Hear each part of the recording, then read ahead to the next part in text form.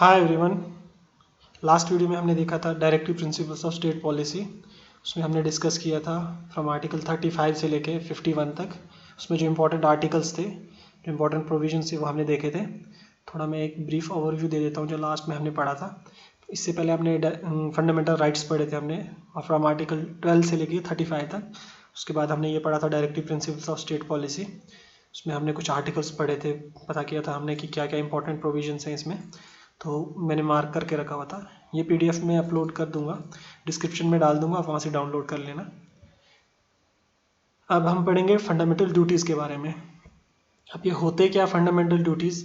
अब एक चीज़ आप ध्यान में रखना कि जैसे हमने पढ़ा था directive principles of state policy, वो क्या है, डायरेक्टिव्स हैं टू द स्टेट, कि स्टेट को एक पर्टिकुलर रास्ते, मतलब एक पर्टिकुलर पाथ को फॉलो करना है, उसके साथ आप उसको पॉलिसीज़ बनानी है। यानी एक बेंचमार्क, एक स्केल दे के रखा हुआ है, आपको उसके डिविएट नहीं होना है।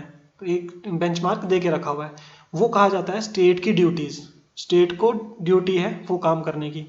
इसी तरह इंडिविजुअल की भी ड्यूटीज़ होती हैं। अगर इंडिविजुअल के पास राइट्स हैं तो इंडिविजुअल को ड्यूटीज़ भी मिलेंगी, इसीलिए उसको बोला जाता है कोरिलेटिव। कोरिलेटिव का मतलब होता है अगर इंडिविजुअल के पास राइट्स हैं तो उसके पास ड्यूटीज़ भी होंगी। तो राइट्स और ड्यूटीज़ जो होते हैं ये कोरिलेटिव होते हैं, एक दूसरे के साथ रिलेट करती हैं और ये इनसेपरेबल होती हैं, अलग नहीं की जा सकती। जहाँ राइट्स हैं वहाँ ड्यूटीज़ हैं, अगर किसी को ड्यूटीज़ दी गई हैं तो उसके पास राइट्स भी होंगे।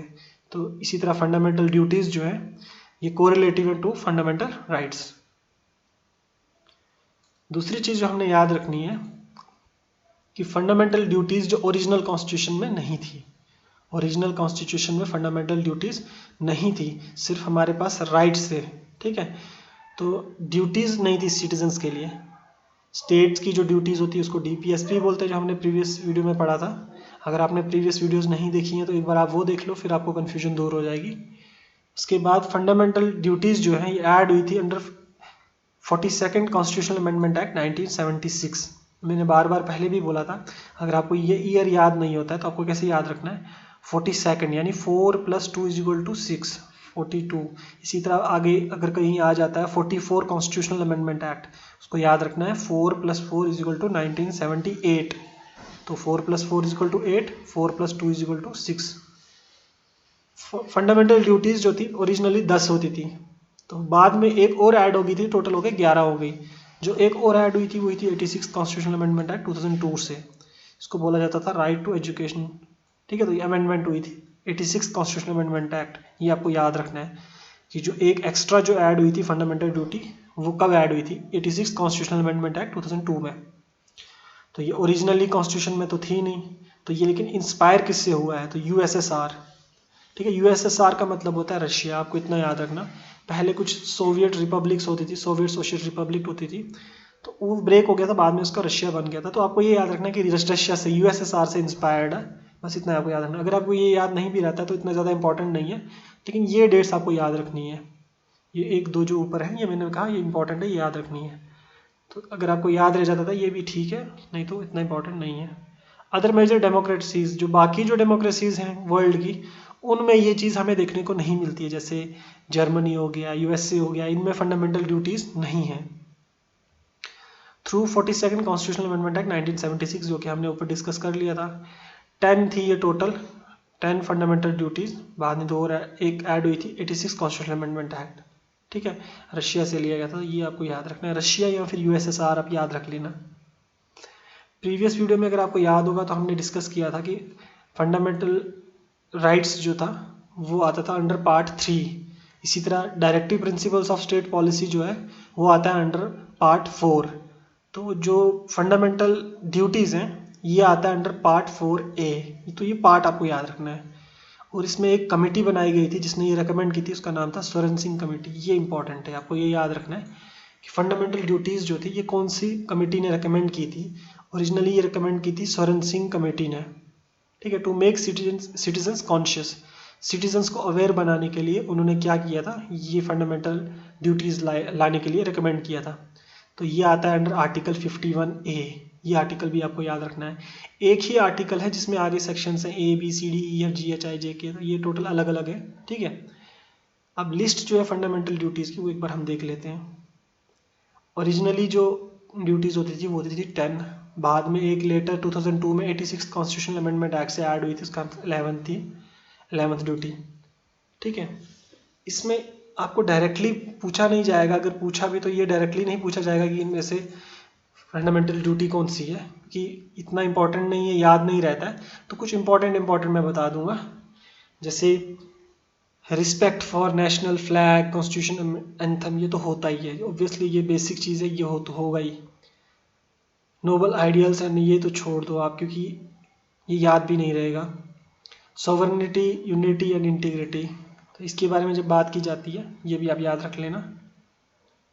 To promote harmony and spirit of common brotherhood, तो ब्रदरहुड की बात जब की जाएगी ये भी एक फंडामेंटल ड्यूटी है। To preserve rich cultural heritage, ठीक। To protect and improve the natural environment, last video में हमने देखा था अंडर आर्टिकल 48A हमने देखा था directive principles of state policy में, कि स्टेट की जो एक डायरेक्टिव प्रिंसिपल दिया जाता है स्टेट को, मतलब स्टेट की एक ड्यूटी है to protect and improve the environment and to safeguard forest and wildlife. State की एक ड्यूटी है एनवायरनमेंट को प्रोटेक्ट करना, ठीक है, वाइल्ड लाइफ को प्रोटेक्ट करना, यानी ओवरऑल एनवायरनमेंट की बात की जाती है। उसी तरह यहाँ पे भी इंडिविजुअल्स की जो है ड्यूटी है, लाइक फॉरेस्ट, लेक्स, रिवर्स, इनको प्रोटेक्ट करना है, ठीक है। साइंटिफिक टेम्पर, यानी जो भी आप कुछ सोचोगे उसमें साइंटिफिकली आपने सोचना है, आंखें बंद करके हर चीज़ पे ब्लाइंड फेथ नहीं रखना है, साइंटिफिक टेम्पर लाना है दिमाग में, हर चीज़ को सोचने से पहले इसको साइंटिफिक पर्सपेक्टिव से देखना है, ठीक है, ये चीज़ आपको याद रखना है। पब्लिक प्रॉपर्टी को सेफगार्ड करना है, वायलेंस से दूर रहना है, एक्सीलेंस की तरफ भागना है।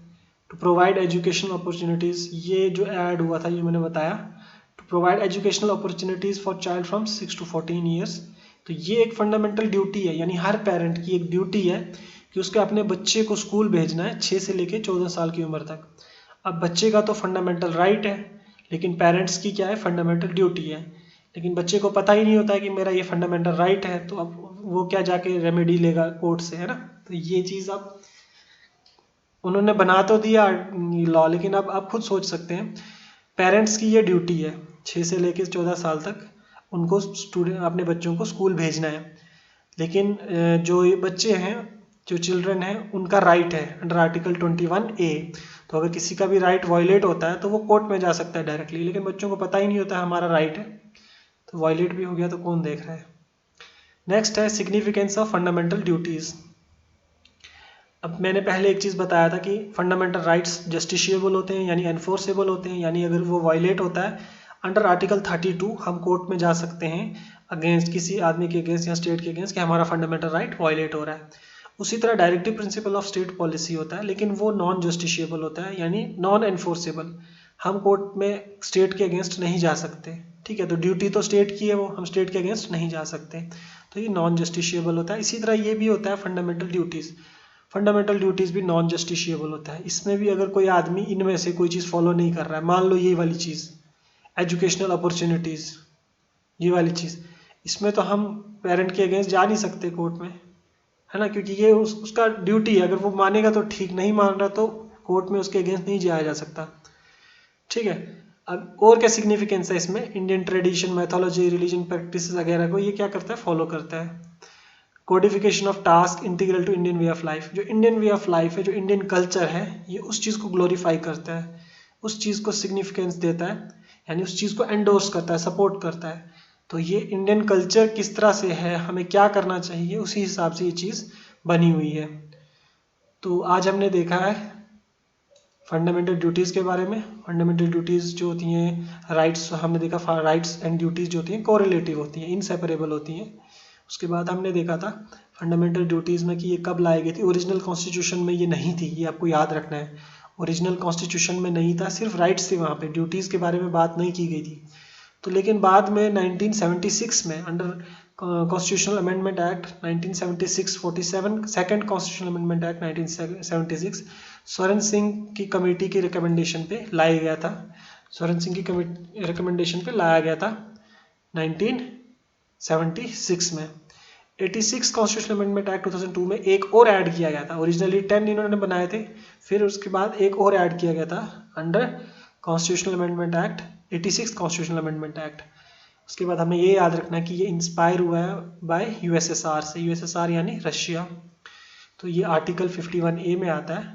बाकी आपको ये जो चीज़ें जो मैंने मार्क करके रखी हैं आपको ये याद रखनी है। अगर याद रहता है तो वेल एंड गुड। बाकी आपको ये याद रखना है कि ये पार्ट 4A में आता है। ये इंपॉर्टेंट चीज़ है, ये आपको ध्यान में रखना है। तो फंडामेंटल राइट्स, डायरेक्टिव प्रिंसिपल्स और फंडामेंटल ड्यूटीज़, इसमें जो ऊपर ऊपर से जो मोस्ट इंपॉर्टेंट चीज़ें हैं जो भी इस एग्ज़ाम में पूछी जा सकती हैं वो मैंने आपको बता दी हैं। आप इससे रिलेटेड जो क्वेश्चंस होंगे, एमसीक्यूज़ होंगे, वो फर्दर वीडियोस में मैं ले आऊँगा, तो आप वो प्रैक्टिस कर लेना। उससे पहले आप ये वीडियोस अच्छे से देख लें। जहाँ जहाँ आपको प्रॉब्लम है आप मुझे वीडियो के बारे में कमेंट सेक्शन में बता दें। जो भी कोई क्वेरी होगी और कोई कन्फ्यूजन होगा, कोई डाउट होगा तो मुझे पूछ लेना आप, तो मैं उसका आंसर दे दूँगा। मिलते हैं अगली वीडियो में।